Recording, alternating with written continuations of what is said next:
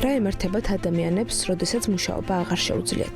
ამ კითხვას პასუხი მე-19 საუკუნეში, ბერლინში, ინდუსტრიული რევოლუციის პერიოდში გაიცა. მაშინ, როდესაც ევროპის კონტინენტი ეტაპობრივად იცვლებოდა და ფორმირდებოდა. ქალაქები იზრდებოდა, წარმოება ფართოვდებოდა. მილიონობით ადამიანი კი სოფლებიდან ქალაქებში საცხოვრებლად გადადიოდა. ეკონომიკური აღმავლობის ფონზე ერთი პრობლემა უფრო თვალსაჩინო ხდებოდა. შრომის უნარ-დაკარგული ადამიანების ცხოვრება. მანამდე საუკუნეების განმავლობაში პასუხი მარტივი იყო. მოხუცებზე ოჯახი ზრუნავდა. მრავალთაობიანი ოჯახები არსებობდა. შვილები მშობლებს ინახავდნენ, ხოლო თემები ერთმანეთის დახმარებით ცდილობდნენ სიბერის პრობლემების მოგვარებას.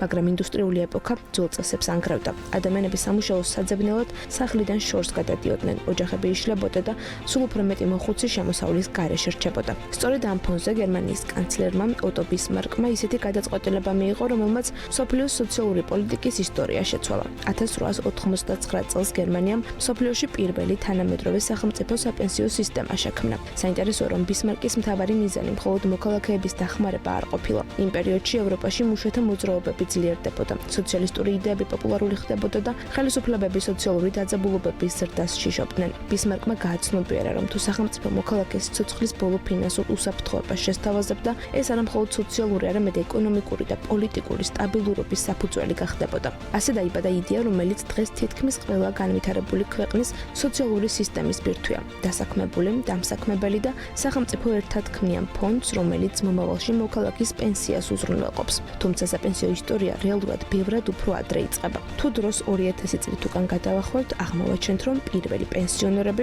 ძველ რომში ცხოვრობდნენ. რომის იმპერატორი ავგუსტუსი სამხედრო სამსახურის დასრულების შემდეგ ვეტერან ლეგიონერებს ფულად ჯილდოს აძლევდა. ეს თანამედროვე გაგებით პენსია არ იყო, მაგრამ სახელმწიფოს მიერ ხანდაზმულობისა და სამსახურის დასრულების შემდეგ ფინანსური უზრუნველყოფის პირველი იდეა სწორედ აქ გაჩნდა. მიუხედავად ამისა, საუკუნეების განმავლობაში მსგავსი პრივილეგია მხოლოდ სამხედროებსა და სახელმწიფო მოხელეებს ეხებოდათ. ჩვეულებრივი მოქალაქისთვის სიბერე ხშირად სიღარიბეს ნიშნავდა. გერმანიის მაგალითმა დანარჩენ ევროპასაც უბიძგა. სულ რამდენიმე წელიწადში დანიამ, შემდეგ ახალმა ზელანდიამ, ბრიტანეთმა, საფრანგეთმა და შვედეთმა საკუთარი საპენსიო პროგრამების შექმნა დაიწყეს. მე-20 საუკუნის დასაწყისისთვის საპენსიო სისტემა უკვე სოციალურ სახელმწიფოს აუცილებელ ელემენტად იქცა. მეორე მსოფლიო ომის შემდეგ ეს პროცესი კიდევ უფრო დაჩქარდა. ეკონომიკა იზრდებოდა, მოსახლეობა ახალგაზრდული იყო და ბევრ ქვეყანაში ერთ პენსიონერზე რამდენიმე დასაქმებული მოდიოდა. სწორედ ამიტომ გასული საუკუნის მეორე ნახევარში ჩამოყალიბდა მოდელი, რომელსაც ეკონომისტები თაობათა სოლიდარობას უწოდებენ.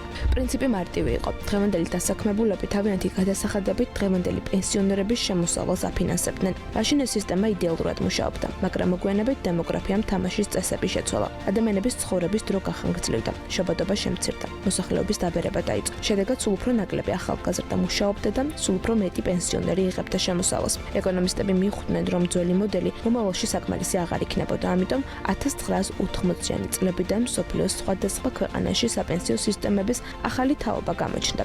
იდეა შეიცვალა, მოქალაქეს მხოლოდ მომავალი თაობების იმედი აღარ უნდა ჰქონოდა. პირადი დანაზოგების დაგროვებაც საჭირო გახდა. ასე გაჩნდა საპენსიო დაგროვებითი მოდელი, როდესაც დასაქმებულის მიერ გადახდილი თანხა მის პირად ანგარიშზე ირიცხება, ინვესტირდება და წლების განმავლობაში იზრდება. დღეს მსოფლიოს საუკეთესო საპენსიო სისტემები სწორედ ამ ორი მიდგომის კომბინაციას ეფუძნება: სახელმწიფო პასუხისმგებლობასა და პირად დანაზოგებს. ამ მხრივ განსაკუთრებით წარმატებულ ქვეყნებად ნიდერლანდები, ისლანდია და დანია მიიჩნევა. მათი სისტემები არა მხოლოდ მაღალ პენსიას გასცემენ, არამედ ფინანსურად მდგრადიც არიან. სწორედ ამიტომ საერთაშორისო რეიტინგებში ისინი რეგულარულად ლიდერობენ. ყველაზე მაღალი საპენსიო შემოსავლები კი როგორც წესი ლუქსემბურგში, ნორვეგიასა და შვეიცარიაში ფიქსირდება. ამ ქვეყნებში პენსია ხშირად იმაზე მეტია, ვიდრე ბევრ სახელმწიფოში საშუალო ხელფასი. საქართველოს ისტორია ამ მიმართულებით შედარებით გვიან იწყება. საბჭოთა პერიოდში საპენსიო უზრუნველყოფა მთლიანად სახელმწიფოს ეკისრებოდა. პენსიის ოდენობა დამოკიდებული იყო სამუშაო სტაჟზე, პროფესიასა და მიღებულ ანაზღაურებაზე. საბჭოთა კავშირის დაშლის შემდეგ საქართველოს სახელმწიფო საპენსიო მოდელი შეინარჩუნა, თუმცა ეკონომიკური კრიზისების ფონზე სისტემამ არაერთ გამოწვევას შეეჯახა. ახალი ეტაპი 2019 წელს დაიწყო, როდესაც ქვეყანაში დაგროვებითი საპენსიო სისტემა ამოქმედდა.